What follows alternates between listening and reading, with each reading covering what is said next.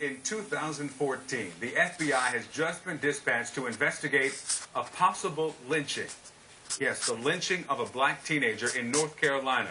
The case got the attention of the NAACP, and later today, actually right now, the group is holding a rally to highlight the case of Lennon Lacy's death. And earlier this week, I traveled to North Carolina to speak with his family. I look for him and I don't see him.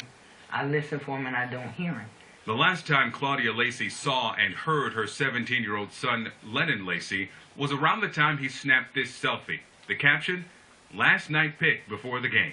Lennon was a high school student in Bladenboro, North Carolina, and a lineman on the football team focused on a professional football career.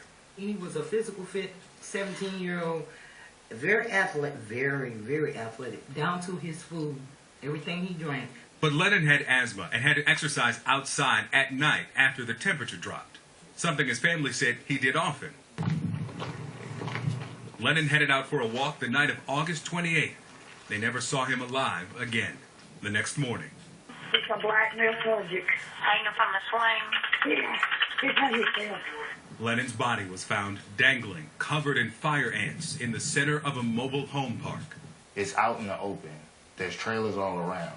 People work, around the clock at these hours of the day. Someone should have saw something, but no one have seen anything. It was unreal. It was like a dream. It was like I was not seeing what I was seeing. The state medical examiner's office declared Lennon's death a suicide, but Lennon's mother believes they're wrong. He didn't do this to himself. Do you believe your son was lynched? Yes. There it is. Lacy is Lennon's brother. He may have either been strangled somewhere else and then placed there, or he was hung there while people were around watching him die. There it is. Questioned by state investigators, Lennon's mom said he'd been depressed because a relative had died recently. Lacy says she did not mean that he suffered from depression. When you just lose someone close to you, you're going to be depressed, upset, in mourning. Lennon's family says he was focused on football and college and distracted by his ex-girlfriend. His mother says 17-year-old Lennon had been dating a 31-year-old white woman.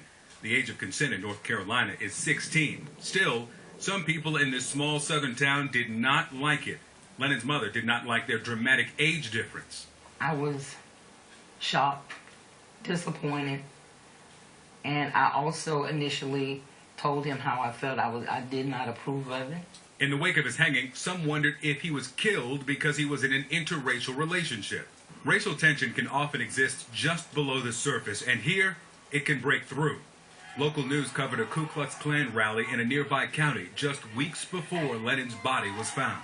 Are there people in this community who didn't like that a 17-year-old black male and a 31-year-old white female? A week after Lennon was buried, a teenager was arrested for desecrating his grave.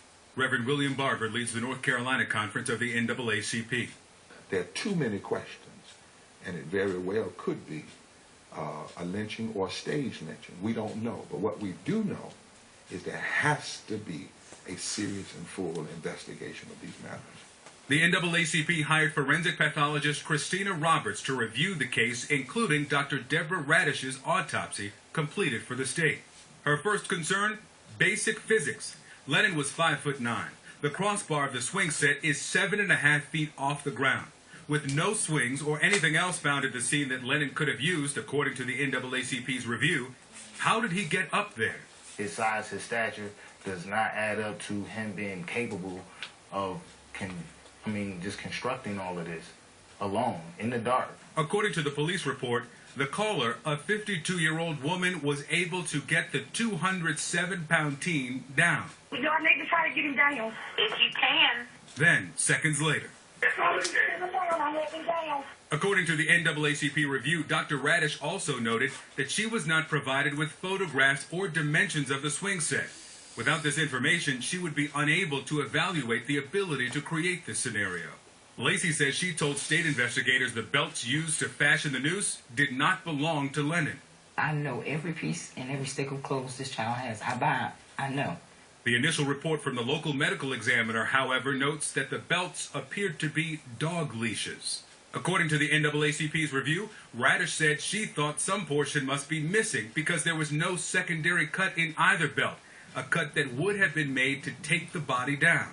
And Lennon's family says he left home that night wearing size 12 Air Jordans, but he was found wearing these size 10.5 Air Force Ones, shoes that were not with Lennon's body when he arrived at the medical examiner's office, according to the NAACP review.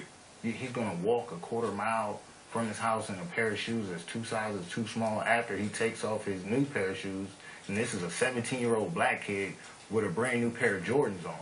He's going to take those Jordans off and just get rid of them and put on some shoes that's not his. We don't know where he got them from. No laces in them, and continue to walk down this dirt road late at night to a swing set in the middle of the trailer park and hang himself. And there are questions in the NAACP review about Lennon's death being ruled a suicide. Dr. Radish noted that her determination of manner of death in this case as suicide was based on the information she was provided by law enforcement and the local medical examiner. She would have likely called the manner of death pending while awaiting toxicology and investigation, but the local medical examiner had already signed the manner of death as suicide. However, in the summary of the case written the day Lennon was found, the local medical examiner asked, "Did he hang self?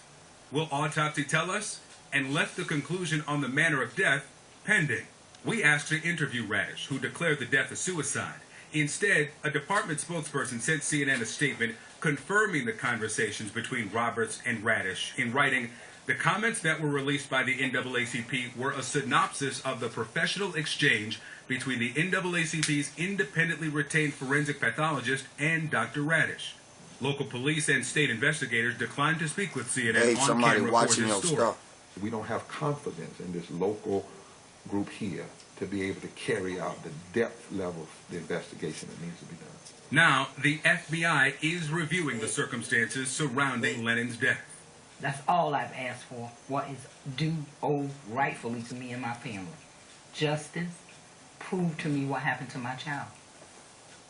Well, as for the local police department, it's a small department, only 11 people. It says it referred this case to the North Carolina State Bureau of Investigation. And so far, that agency has only acknowledged that it has the case, but had no further comment. We'll be right back.